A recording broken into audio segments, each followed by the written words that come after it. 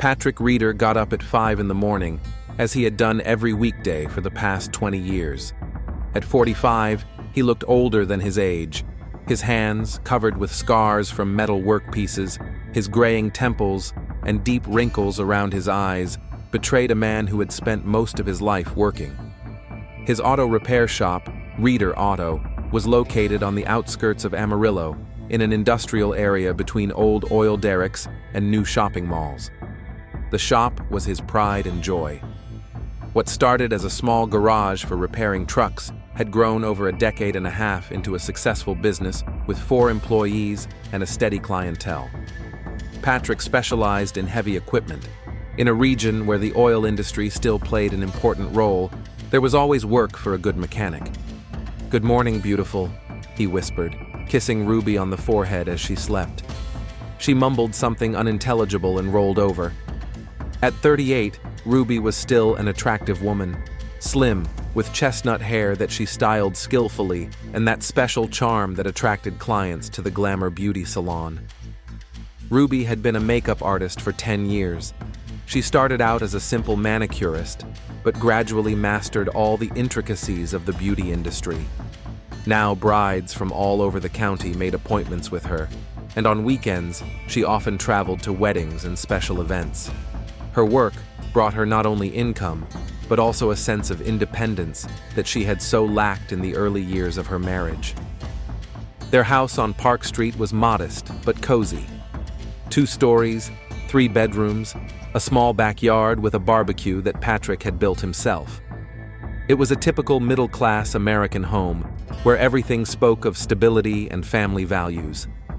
The photos on the mantelpiece told the story of their 17-year marriage, the wedding in the local church, vacations in the Gulf of Mexico, family barbecues. 8 months ago, Kyle, the 17-year-old son of Mark, Patrick's younger brother, entered their measured life. Mark's divorce had been difficult, and it was decided that Kyle would spend the school year with his uncle and aunt while his father got his life back on track. Amarillo College was only a 20-minute drive from the Riders' home, which made this decision a logical one for everyone.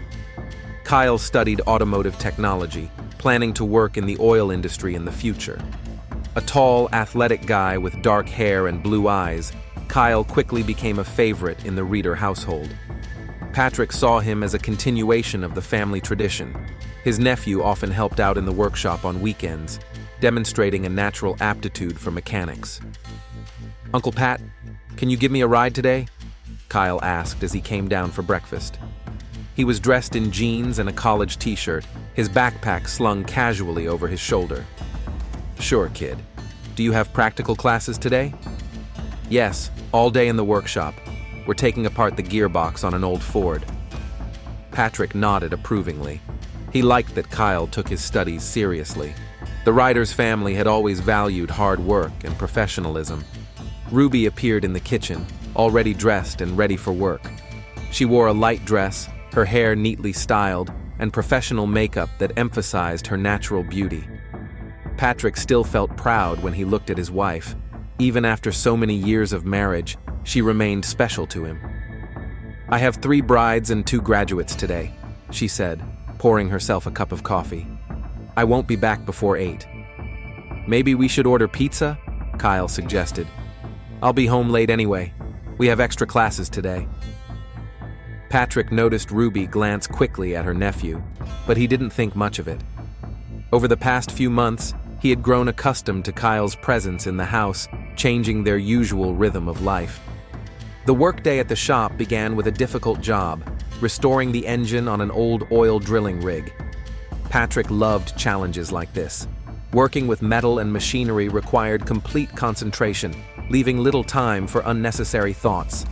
His hands moved confidently and precisely, the result of many years of experience. "Boss, there's a woman here asking about a quote for Honda repairs," said Tommy, one of his mechanics. Patrick wiped his hands with a rag and went out to see the customer. It was Jennifer Morgan, the wife of a local banker, whose car needed serious transmission repairs. "Mr. Reeder, how much will it cost?" she asked, clearly nervous. "About $2,000, Mrs. Morgan. We can stretch the payment over 3 months if necessary." She sighed with relief. Patrick always tried to accommodate his customers. In a small town, reputation meant more than quick profits. During his lunch break, he stopped by Mary's Diner, where he usually met with other local business owners. Today, Jim, the owner of a gas station, and Bob Wilson, who owned 2 fast food restaurants, were sitting at a table. "How's it going, Pat?" Jim asked. "I hear you have a new helper in the family." "Kyle? Yes, my nephew is living with us while he's in school. He's a good kid, helps out in the shop." "How does Ruby feel about that? Not every woman would agree to have a teenager in the house." Patrick thought for a moment. Indeed, Ruby had seemed more distracted lately, often withdrawing into herself. He chalked it up to being busy at work. The spring wedding season was always hectic for the beauty industry. "She's fine with it. Kyle's no trouble." But on the way home, Patrick's thoughts involuntarily returned to Jim's words. When was the last time he had really talked to Ruby about anything important?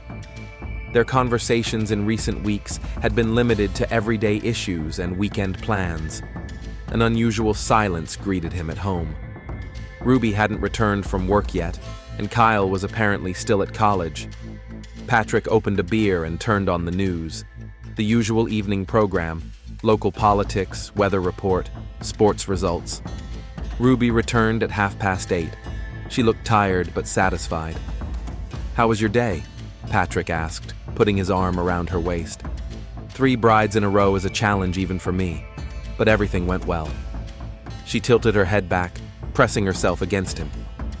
"Where's Kyle?" "He's not back yet. He mentioned extra classes." Ruby nodded and headed for the stairs. "I'll take a shower and make something light for dinner."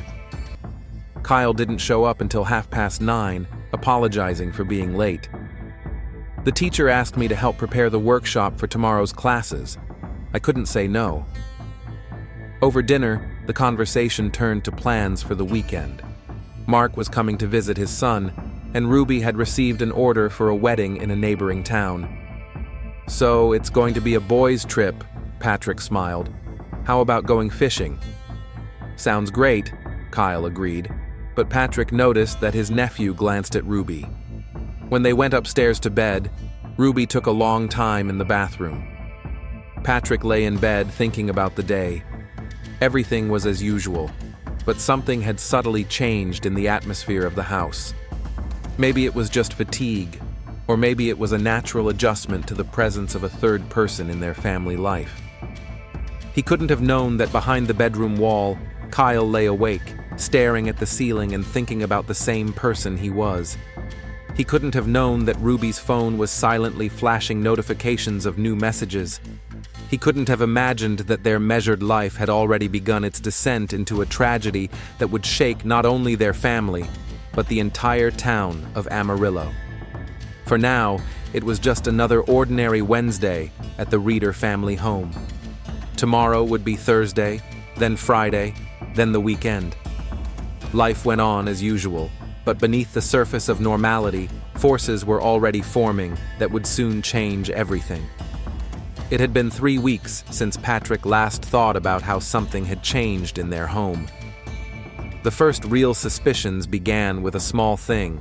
Ruby started leaving her phone face down even at home, which she had never done before.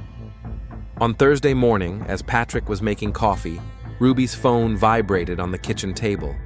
She was upstairs, getting ready for work. Normally, he would have called out to her about the call, but something made him look at the screen. Kyle was displayed as the caller's name. Strange. His nephew had left for college an hour ago, so why would he call Ruby? "Ruby, Kyle is calling you!" he shouted toward the stairs. "I'll be right down," she replied, but there was a sense of urgency in her voice. She appeared a few seconds later, not quite ready, grabbed the phone, and quickly answered. "Yes, hi. Yes, I remember. Okay, talk to you later."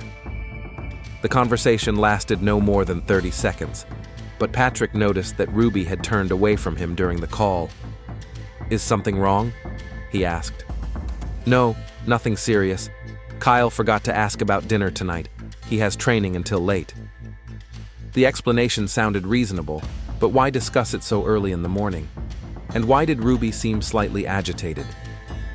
On Friday, Patrick stopped by his house at lunchtime to pick up some tools he had left in the garage. The house was empty. Ruby was at work. Kyle was at college. As he climbed the stairs, the landline phone in the bedroom rang. Patrick answered automatically. "Hello? Oh, Uncle Pat, where's Aunt Ruby?" Kyle's voice sounded surprised. "At work, as usual. What's up?" "Nothing. Just thought she'd be home. Never mind. See you tonight." Kyle hung up, leaving Patrick with an uneasy feeling.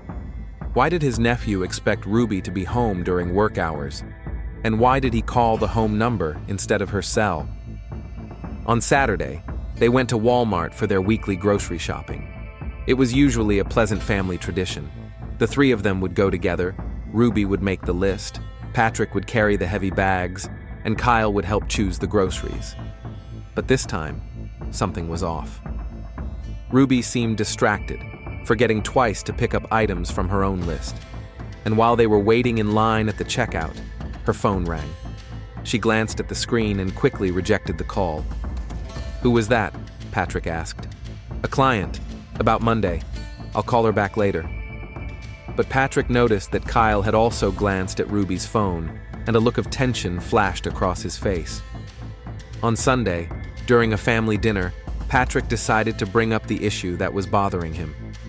"Ruby, you seem tired lately. Maybe you need a vacation?" She looked up from her plate and smiled, but the smile seemed forced. "It's just the spring rush. You know, wedding season. Maybe we could take a vacation together? Go to Galveston, like we used to?" "It's not possible right now. I'm booked up for 2 months." Kyle listened intently to their conversation, glancing at Ruby from time to time. Patrick noticed these glances, but couldn't figure out what they meant yet. On Monday, an incident occurred that really put Patrick on his guard. He was working under the hood of a truck when he heard a familiar voice. "Patrick, how's it going, buddy?" It was Mike Johnson, who owned a small transport company and regularly had his vehicles serviced at Patrick's workshop. "Hi, Mike. What brings you here?" "Well, my wife booked an appointment at your Ruby's salon for her sister's wedding. She says Ruby is now working on Sundays?" Patrick straightened up, wiping his hands with a rag. "On Sundays? As far as I know, the salon is closed on Sundays." "Well, my wife says she met with Ruby yesterday afternoon. A private appointment, apparently." Yesterday afternoon? But Ruby had been at home all day, cooking dinner and watching TV with them. Or did she? Patrick tried to remember exactly. Ruby had disappeared for a couple of hours after lunch, saying she was going to see her friend Linda. But apparently, she had gone to work. "Oh yes, a private booking." Patrick nodded, trying not to show his surprise. Why did Ruby lie to him? And why did she need to hide her extra work? In the evening, he decided to carefully figure out the situation. "How was your day at Linda's?" he asked at dinner. Ruby froze for a second, but quickly pulled herself together. "Fine. We discussed her problems with her husband." "Did you stay long?" "A couple of hours." She was lying. Patrick was sure of it. But why? On Tuesday evening, Patrick noticed that Ruby was checking her phone much more often. Every few minutes she would take it out of her purse, look through her messages, and type replies. Before, she could go hours without touching her phone at home. "A lot of work?" he asked. "The clients are very demanding. They're constantly checking details." But when Patrick accidentally glanced over her shoulder, he saw that she was messaging someone on a messaging app, not her work email. On Wednesday morning, Ruby said she would be late for work.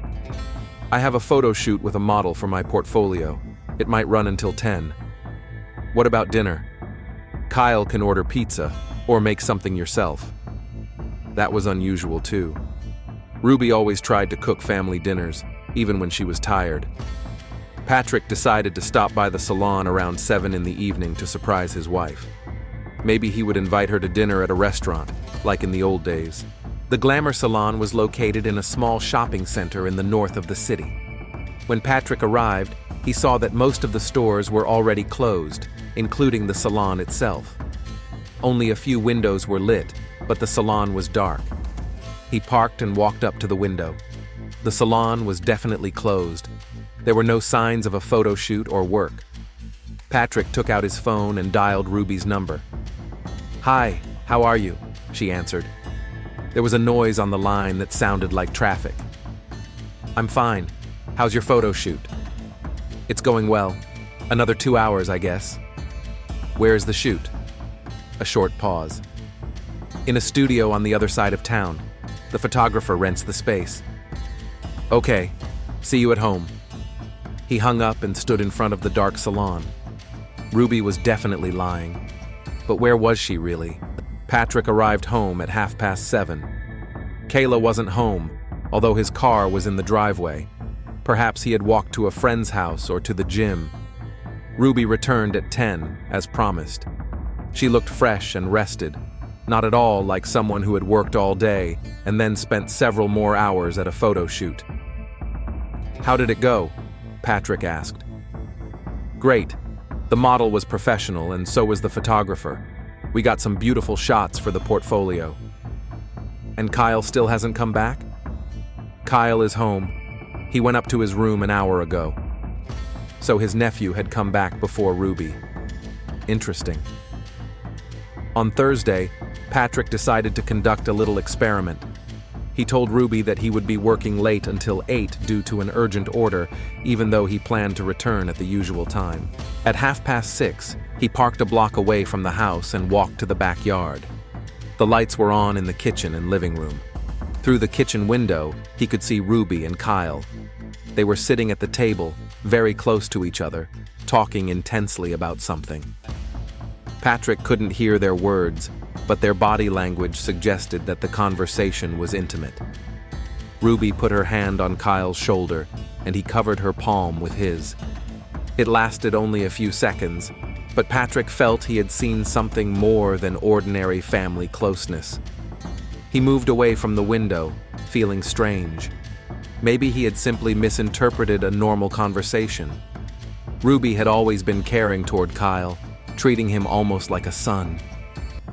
When Patrick entered the house through the front door, Ruby and Kyle were sitting in the living room at a respectable distance from each other, watching the news.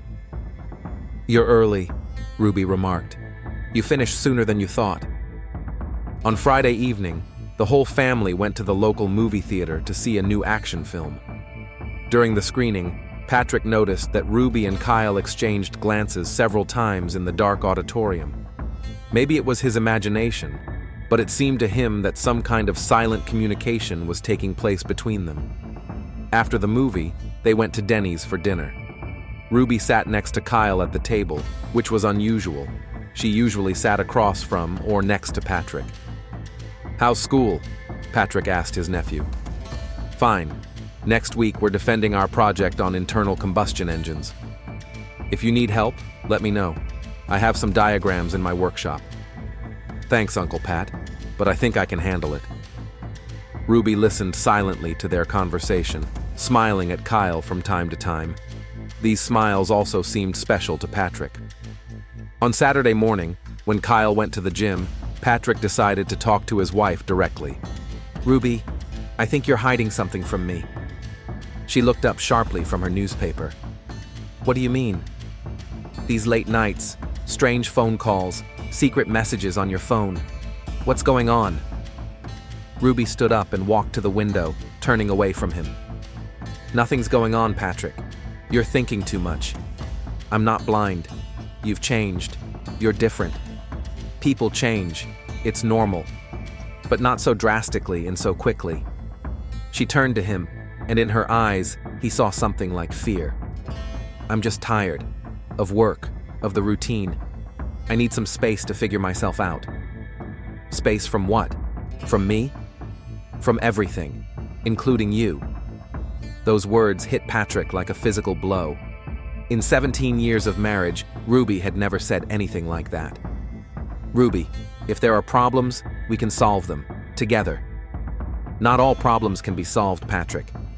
There was a finality in her voice that frightened him more than anything else. The rest of the weekend passed in a tense atmosphere. Ruby was polite, but cold.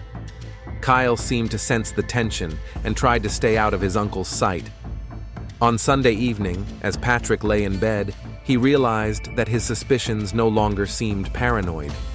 Something was definitely going on. Something Ruby was desperately trying to hide. The question was he ready to know the truth? Monday started out like any other day, but by noon, it had turned into a day that would change Patrick Reeder's life forever. It all started with a broken water heater. Patrick got a call from Ruby around 11 in the morning. She was at work when her neighbor, Mrs. Henderson, told her that water was leaking from their house. The old water heater in the basement had sprung a leak, and water was already flooding the laundry room. Leaving the workshop to his assistant Tommy, Patrick rushed home. The situation was not catastrophic, but it required immediate attention. He turned off the water, inspected the damage, and realized that the water heater needed to be completely replaced. Fortunately, most of the water had drained away, but several boxes of belongings had been damaged. Among the wet items was an old cardboard box of photographs and documents that had been standing near the wall. Patrick took it upstairs to dry the contents. Most of the photographs were dry, but several envelopes of documents were soaked through.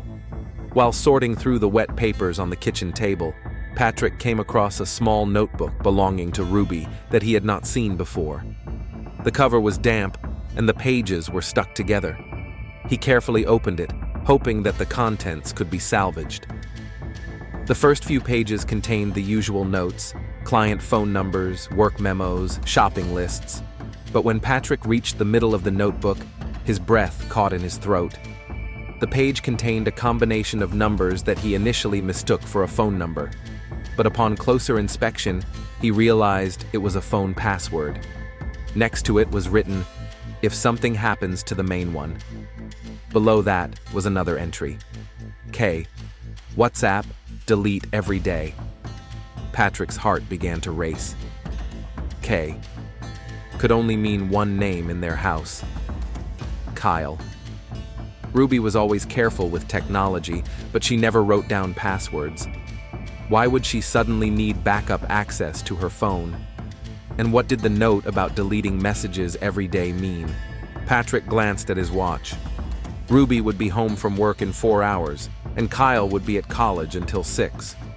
His wife's phone was charging in the bedroom. She had forgotten it that morning in the rush caused by the water heater accident. For the next 20 minutes, Patrick struggled with himself. Part of his mind screamed that checking his wife's phone was a breach of trust, a line that should not be crossed in marriage. But another part reminded him of all the oddities of the last few weeks, the lies, the growing distance between them. In the end, curiosity and anxiety won out. Patrick went up to the bedroom, took Ruby's phone, and entered the password from his notebook. The screen unlocked. First, he checked the regular messages. Nothing suspicious, correspondence with clients, salon colleagues, friends. But then he opened WhatsApp, and the world around him ceased to exist. There was a name, K, in the chat list. The last message came an hour ago. Thinking about you in class. Can't concentrate. Patrick opened the conversation with trembling fingers. What he saw exceeded his worst fears. The messages dated back 3 months. At first, they were relatively innocent. Kyle thanked Ruby for helping him with his studies. She asked about his progress. But gradually, the tone of the conversation changed.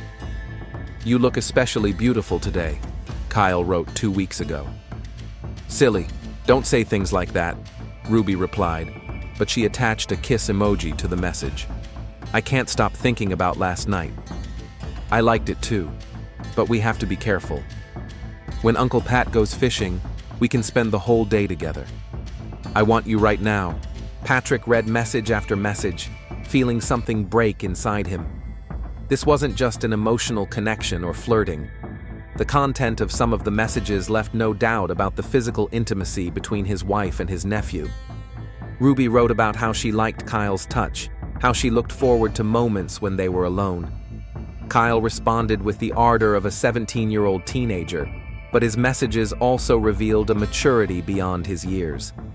The most recent messages were particularly painful for Patrick. "I think Uncle Pat suspects something," Kyle wrote last night. "I know. He's asking strange questions.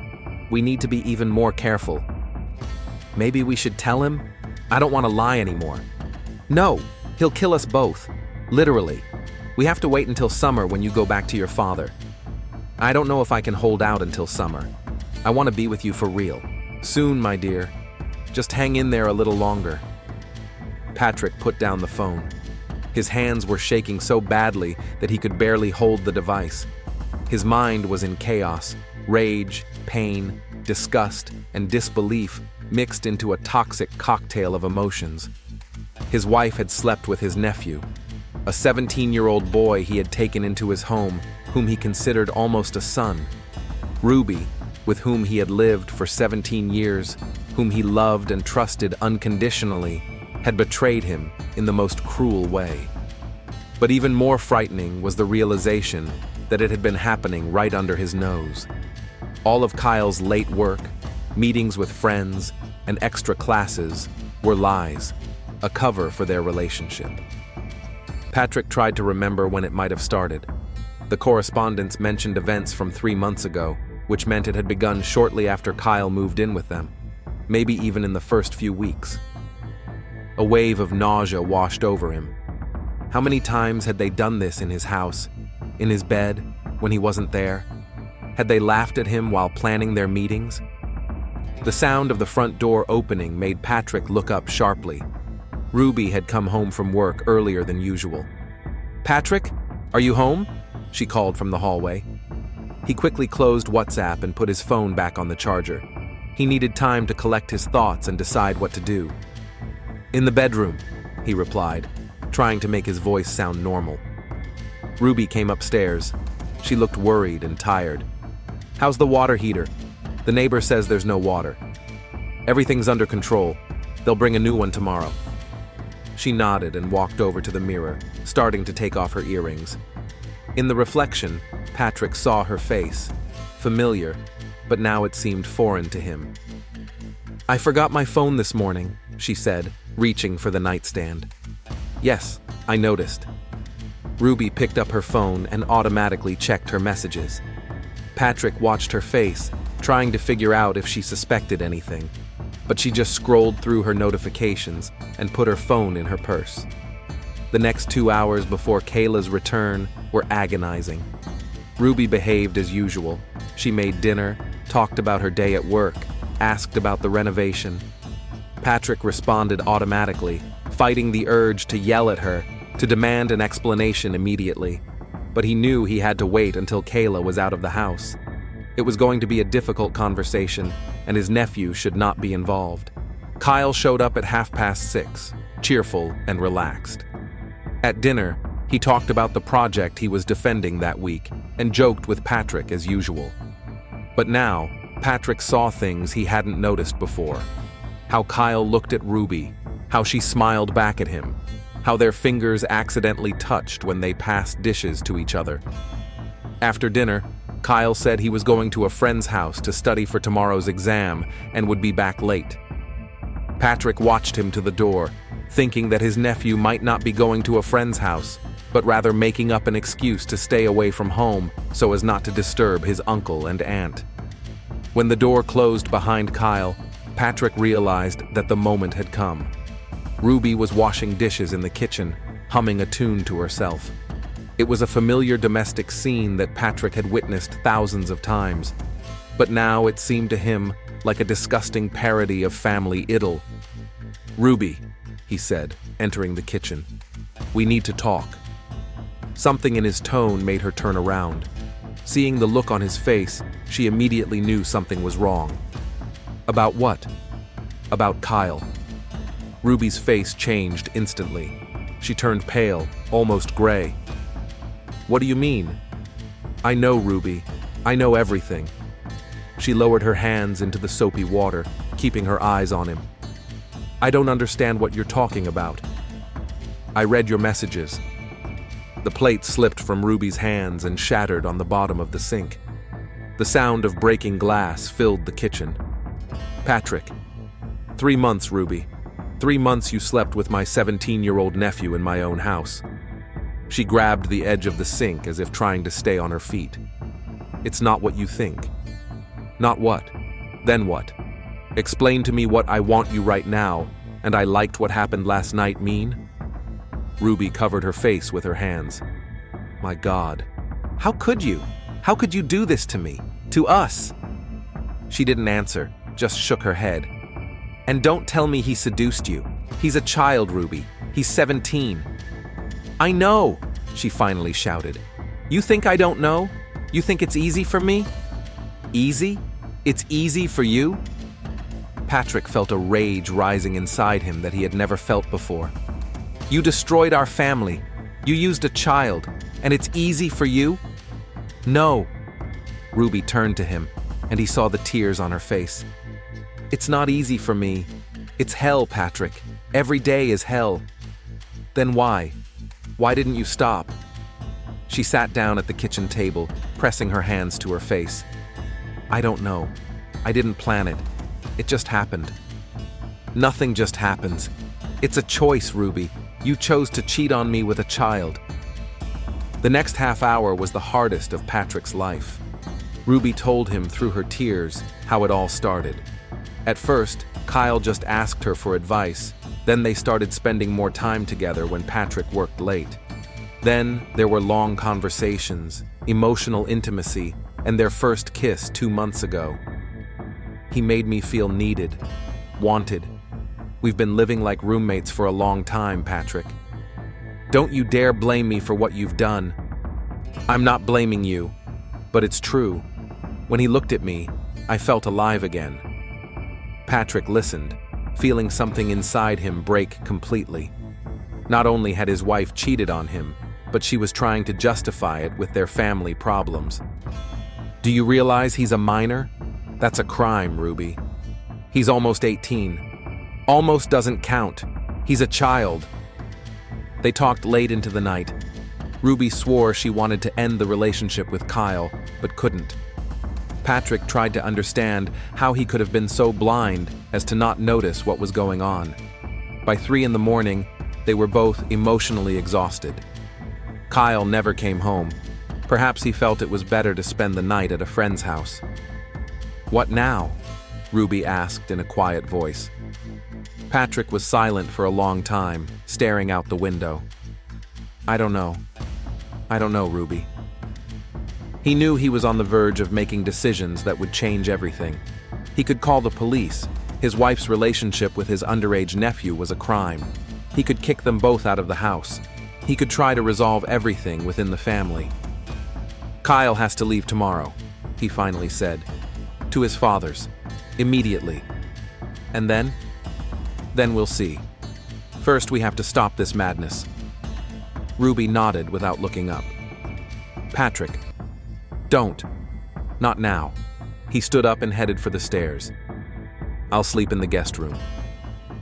As he climbed the stairs, Patrick realized that his life had been divided into before and after this day, and he had no idea what after would look like. Patrick didn't sleep all night. Lying on the narrow bed in the guest room, he stared at the ceiling and tried to understand how his life could have changed so drastically in one day. Fragments of his conversation with Ruby spun around in his head, her tears, her excuses, which sounded like a mockery of their 17-year marriage. By 6 in the morning, he gave up and got up. The house was deathly quiet. Kyle hadn't come back from his friend's place. Perhaps he had sensed intuitively that a storm was brewing at home. As Patrick descended to the kitchen, he heard quiet sobs coming from the master bedroom. Ruby was crying. Part of him wanted to go up and comfort her, as he had done hundreds of times over the years of their marriage. But most of him felt only disgust and rage. He poured himself some coffee and went out to the backyard. It was a cool morning, typical of a Texas spring. His neighbors, Mr. and Mrs. Henderson, were already working in their garden. It was a normal, peaceful suburban scene, but now it seemed unreal to him. At 7:30, Kyle returned home. Patrick heard the front door slam and his nephew go up to his room. He was probably trying to sneak upstairs to get changed before college. Patrick went into the house and went upstairs. Kyle's door was closed, but he could hear muffled voices. His nephew was talking to someone on the phone. "I don't know what he knows. Yes, she said he found out everything. No, I can't talk about it right now." Patrick felt a new wave of rage. Kyle was calling Ruby. They were coordinating their actions even now, when everything had been revealed. He pushed the door open sharply. Kyle was sitting on the bed with the phone to his ear, but when he saw his uncle, he quickly hung up. "Uncle Pat, pack your things. Now." Kyle's face turned pale. "What?" "You heard me. Pack your shit and get out of my house." "Uncle Pat, let's talk." "There's nothing to talk about. You have an hour." Patrick turned and headed for the stairs, but Kyle called after him. "What about Aunt Ruby?" That question, asked with a possessive tone, was the last straw. Patrick turned around, and Kyle saw something in his eyes that made him recoil. "Don't you dare mention her name in my house again." The next half hour was chaotic in the house. Kyle quickly packed his things, periodically leaving the room to pick up something from the bathroom or kitchen. Ruby never came out of the bedroom, although she could be heard crying behind the closed door. Patrick called his brother Mark, but he didn't answer. He was probably already at work at the oil refinery. He left a voicemail. "Mark, it's Patrick. Kyle is coming back to you today. For good. I'll explain later." At 8:30, Kyle came downstairs with 2 bags and a backpack. He looked confused and scared, just like the 17-year-old he was. "Uncle Pat, can I at least explain?" "No. But you have to understand." "I have to? I have to understand how my nephew slept with my wife in my house?" Kyle lowered his head. "It's not that simple. Get out." Kyle headed for the door, but stopped at the threshold. "I didn't want it to turn out this way. I'm telling the truth." Patrick didn't answer. He just stood there and watched his nephew leave the house, perhaps forever. After Kyle left, the house was plunged into a heavy silence. Ruby still hadn't come out of the bedroom. Patrick paced the first floor like a caged animal, unable to concentrate on anything. At 10 o'clock, he called the workshop and told Tommy he was sick and wouldn't be coming to work. For the first time in many years, he lied to his employees. By noon, the silence had become unbearable. Patrick went upstairs and knocked on the bedroom door. "Ruby." There was no answer. "Ruby, I need to go to the workshop. Kyle has left." The door opened. Ruby stood in the doorway with red, tear-stained eyes, her hair tousled, wearing the same dress she had worn yesterday.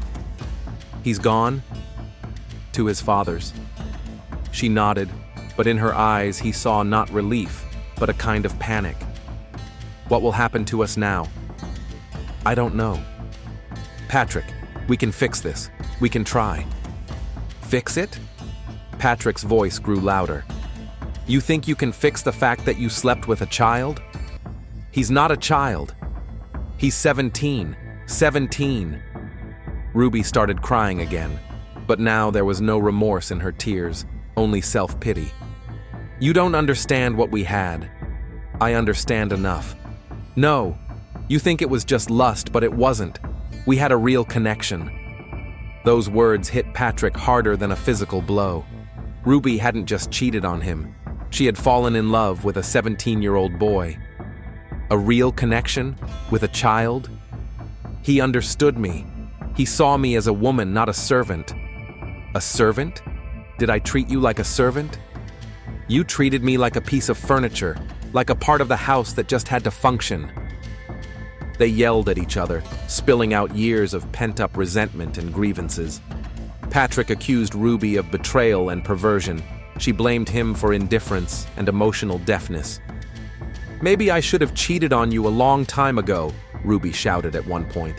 "Maybe then you would have finally paid attention to me. How dare you?" "What? Do you think it's easy to live with a man who only sees you as a cook and a cleaner? I worked for this family. I provided for us. You worked. You always worked. When was the last time you talked to me about anything other than bills and repairs? Patrick fell silent. There was some truth in her words that he didn't want to admit. That doesn't excuse what you did. I know, but it explains it. They stood facing each other in the hallway, breathing heavily after their argument. 17 years of marriage were falling apart right before their eyes. I can't look at you, Patrick said quietly. Then don't. Leave. You'll never forgive me for this anyway. You're right, I won't. Ruby went into the bedroom and slammed the door. Patrick heard her lock it. The next few hours passed in agonizing anticipation. Patrick knew he had to decide something, do something, but he didn't know what. His thoughts were confused. His emotions were raging. At 4 o'clock in the afternoon, the phone rang. It was Mark. Patrick, what's going on? Kyle came to me in tears, but he won't explain anything. Patrick closed his eyes. The conversation with his brother would be one of the most difficult of his life. Mark, we need to meet. We need to talk. About what? What has my son done? Not over the phone. Let's meet at Denny's in an hour. Patrick, you're scaring me. See you in an hour. Patrick hung up and went upstairs. The bedroom door was still locked, but there were no sounds coming from inside. Ruby, I'm going to Mark's. I'll be back late. There was no answer. He stood there for another minute, then headed downstairs. He stopped at the front door, looking at their wedding photo hanging in the hallway. Young, happy, full of hope. When did it all go wrong? At 5:30, Patrick returned home after talking to his brother. Mark took the news hard. At first, he didn't believe it. Then he got angry. Then he started blaming Ruby for everything. They decided that Kyle would stay with his father and finish the school year, commuting to college from the other end of town. The house greeted him with an unusual silence. Patrick went upstairs. The bedroom door was open. There was no one inside. Ruby? He called. Silence. He went around the whole house, checked the backyard, the garage. Ruby's car was gone. She had probably gone to a friend's house or a motel. Maybe it was for the best. They both needed to cool off and think. Patrick heated up the pizza left over from yesterday and turned on the TV. But he couldn't concentrate on the program. The events of the last day, Ruby's words, Kyle's face were spinning in his head. At 10:30 in the evening, he heard the front door open. Ruby had come home. She walked into the living room where Patrick was sitting. She looked terrible, haggard, with red eyes and rumpled clothes. We need to talk, she said. I think we've already said everything there is to say. No, not everything. She sat down in the chair opposite the sofa where he was sitting. I went to see a lawyer. Patrick felt his insides tighten. And? He said that if you report this to the police, I could go to prison for having a relationship with a minor. I know. Are you going to report it? Patrick was silent for a long time.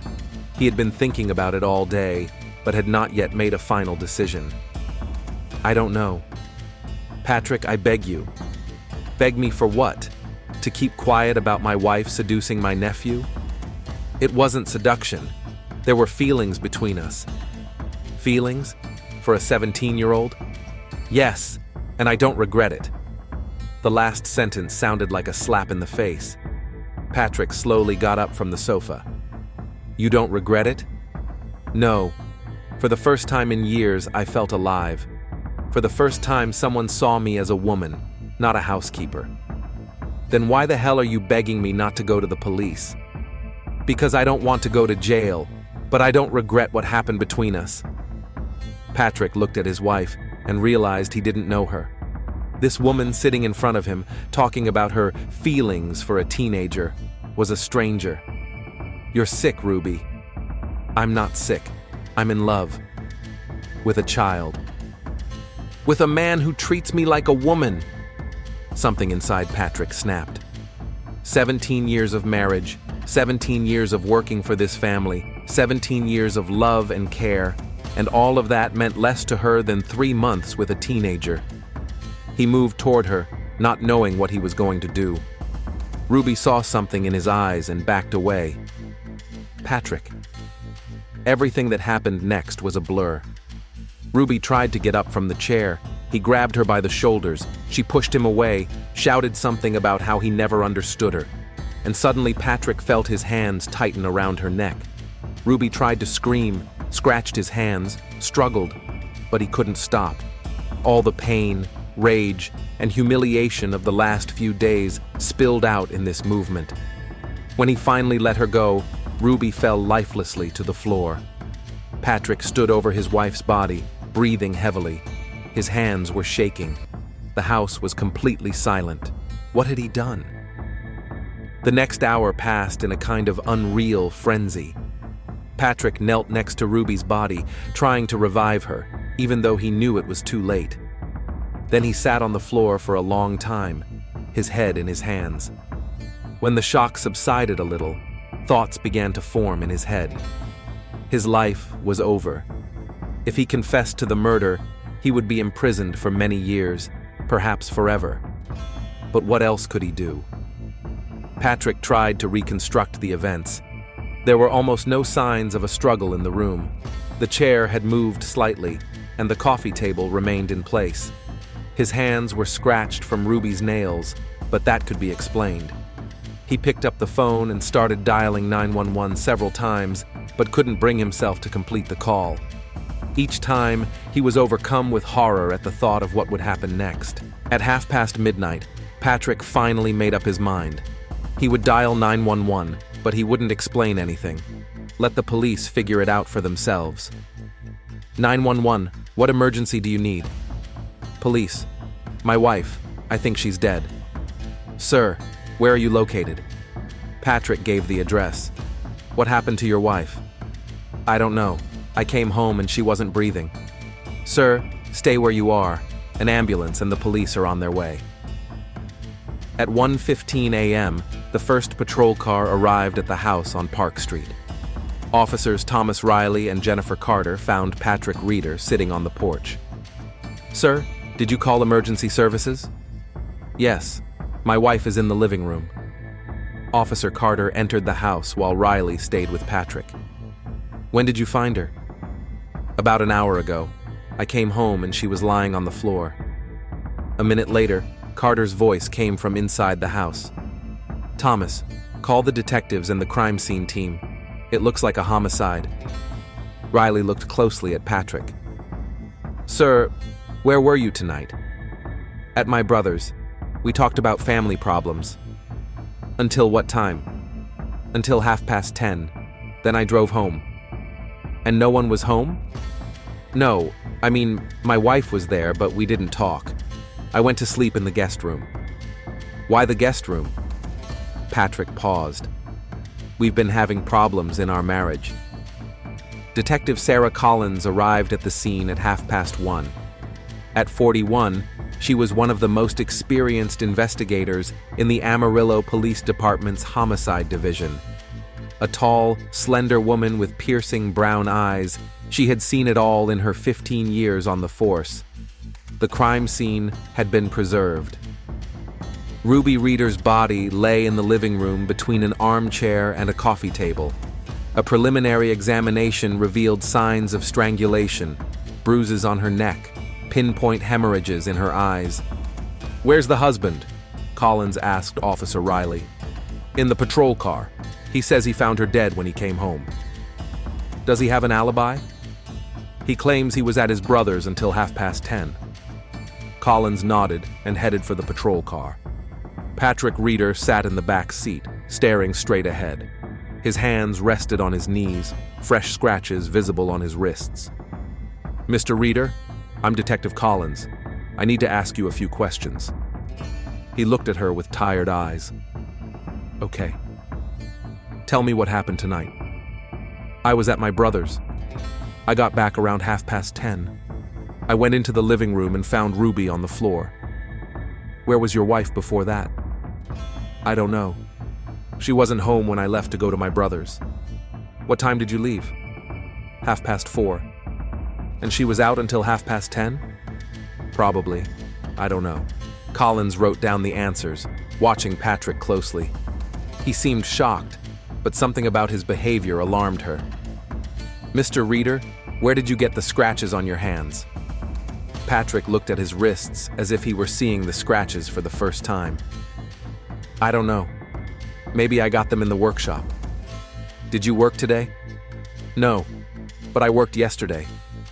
The answers were too vague for a man who had just found his wife dead. Mr. Reader, were you and your wife having problems? A long pause. Yes. What kind? Family stuff. I don't want to talk about it. I'm afraid you have to. Your wife has been murdered. Patrick closed his eyes. We had a bit of an argument. It was the first lie he had deliberately told the police, and Detective Collins sensed it. The investigation into Ruby Reader's murder began at dawn. Detective Collins arrived at the station at 6 a.m, even though the previous shift had ended just 3 hours earlier. Experience told her that the first 48 hours after a murder were the most critical. The forensic team had already provided a preliminary report from the crime scene. The picture was relatively clear. Ruby Reader had died of strangulation. The expert estimated the time of death to be between 10:30 and 11:30 p.m. There were no signs of sexual assault or robbery on the victim's body. There were no signs of forced entry in the house. Collins studied the photos from the crime scene. The living room looked almost untouched. Only the armchair had been slightly moved and the coffee table was tilted. The body lay between the furniture, suggesting that the victim had fallen after the attack. On the carpet next to the body, forensic experts found several hairs that presumably belonged to the attacker. The detective decided to check Patrick Reader's alibi first. She called the murdered woman's brother, Mark Reader, at 7 a.m. Mark confirmed that Patrick had indeed visited him in the evening, but the details of his story made Collins suspicious. According to Mark, his brother seemed extremely agitated and told him that his son Kyle had begun an intimate relationship with Ruby. The meeting lasted from 5 to 9:30 in the evening, after which Patrick went home. This meant that Patrick had enough time to return home, quarrel with his wife, and kill her before he allegedly found the body. The next step was to question Kyle Reader. The 17-year-old nephew of the murdered woman was in a state of deep shock. He confirmed that he had been in a romantic relationship with Ruby for 3 months. The boy recounted how his uncle had kicked him out of the house on the morning of the murder after discovering their correspondence. Kyle described his relationship with Ruby as true love, which gave the detective mixed feelings. She had seen enough cases where adults manipulated minors, passing it off as mutual feelings. However, the motive for the murder, which was now obvious, was more important for the investigation. Technical expertise brought new evidence. Analysis of phone records showed that the last call to Ruby's phone came at 10:47 p.m. from Kyle.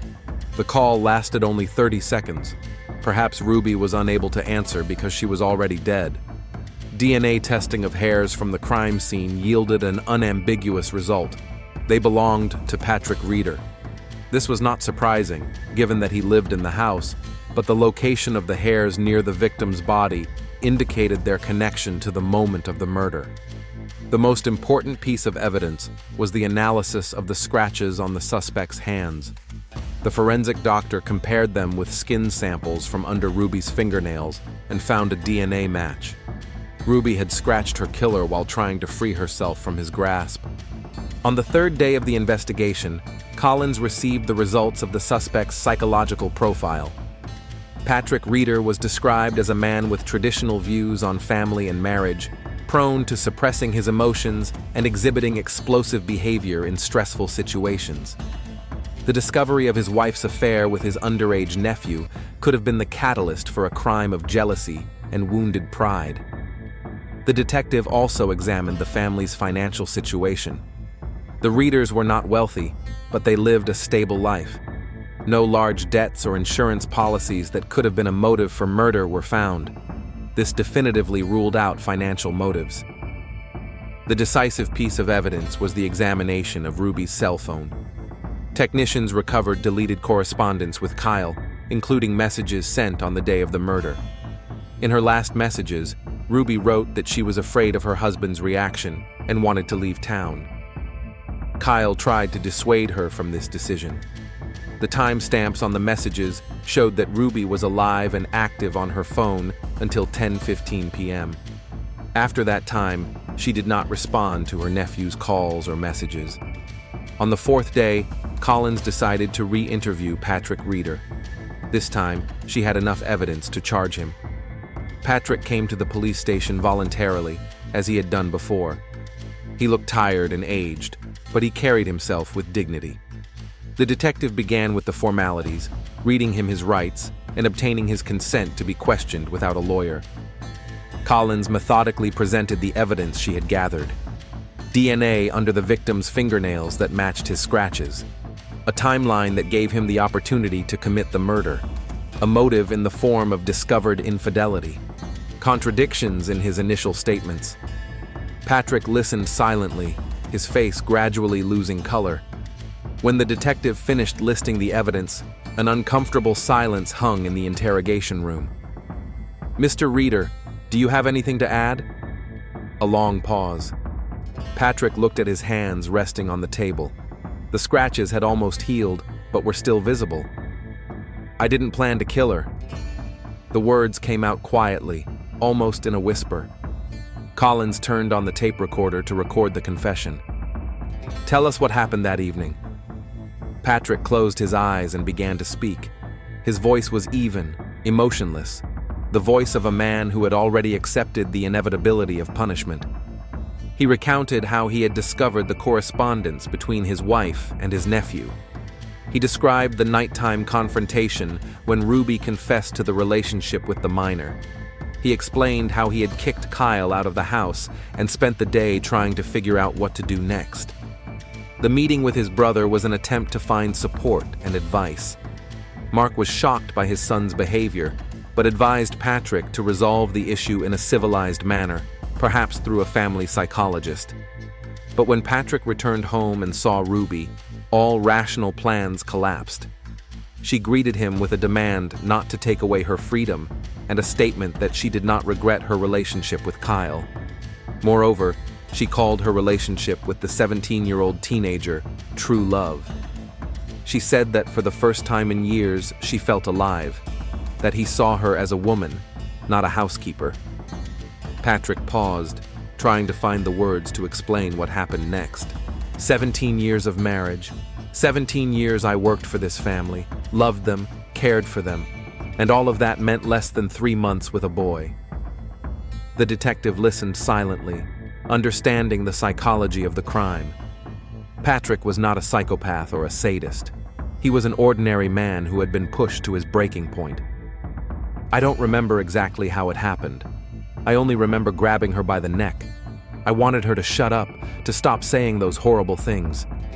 But then it was too late." After his confession, Patrick sat silently, staring at the table.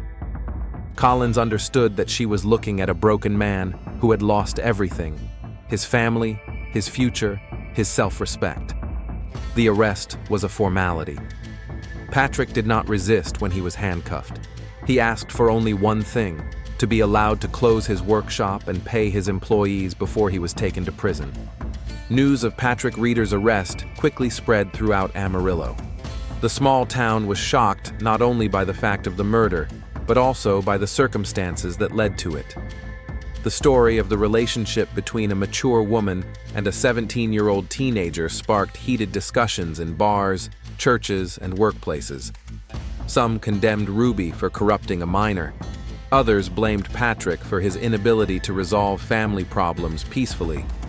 Others sympathized with all those involved in the tragedy, understanding that in such a situation, no one could have done the right thing. Kyle Reeder transferred to another college in a neighboring state. His father, Mark, sold the house and also left Amarillo, unable to bear the sidelong glances and whispers of his neighbors. The Reader Auto Repair Shop was closed. The building was put up for sale, but no buyers were found for a long time. Too many people in town knew the story of its owner. Detective Collins closed the case a week after the arrest. In her report, Ruby Reader's murder was classified as a crime committed in the heat of passion due to a family drama. Patrick faced 10 to 20 years in prison, depending on the court's decision. Sitting in her office late at night, Collins reflected on the case. Over the years, she had seen many family tragedies, but this one particularly affected her. All those involved were both victims and perpetrators of what had happened. Ruby Reader had broken the law by having a relationship with a minor, but she was also a woman who was looking for emotional closeness and understanding. Kyle was both a seduced teenager and an active participant in a forbidden relationship. Patrick was a murderer, but also a husband whose life had been destroyed by the betrayal of the person closest to him. Ultimately, there were no winners in this story, only ruined lives, broken families, and a small Texas town that will long remember the tragedy of the Ryder family. The case was closed, justice prevailed, but Detective Collins felt no satisfaction from solving the crime. The price of this justice was too high.